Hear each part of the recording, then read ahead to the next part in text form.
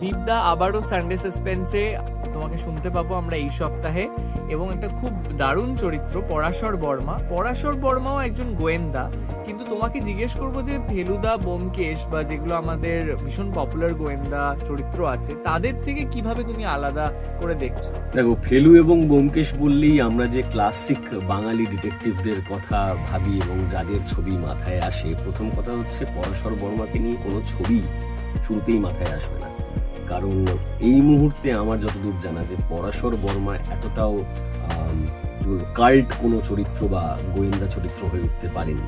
এটা একটা সব থেকে বড় মেজর ডিফারেন্স হয়ে উঠবে ব্যোমকেশ এবং ফেলুর সঙ্গে।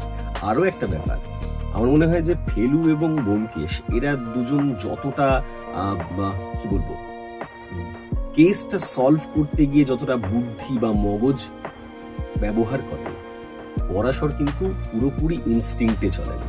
মানে পরাশর বেসিক্যালি একজন আর্টিস্ট, একজন কবি। একজন আর্টিস্ট হতে গেলে বা একজন কবি হতে গেলে তাকে লেখার জন্য যে ইনস্টিংক্টটা ব্যবহার করতে হয়, সেই ইনস্টিংক্ট দিয়েই পরাশর কিন্তু তার সমস্ত কেসগুলো সলভ করে। এটা একটা অনেক বড় ডিফারেন্স। এবং হ্যাঁ, পরাশর একেবারেই ফেলু বা গোয়েন্দার মতন ঠান্ডা মাথার গোয়েন্দা নয়, ভীষণ খামখেয়ালি, ভীষণ মুডি। তাই ওকে একদম আলাদা লাগবে ফেলু বা ব্যোমকেশের থেকে। সানডে সাসপেন্সে এই সপ্তাহে আসছে দুটো গল্প, যার মধ্যে একটা হচ্ছে পরাশর এবার জহুরি। আপনারা শুনতে পাবেন মির্চি বাংলা ইউটিউব চ্যানেল এবং গানা অ্যাপে।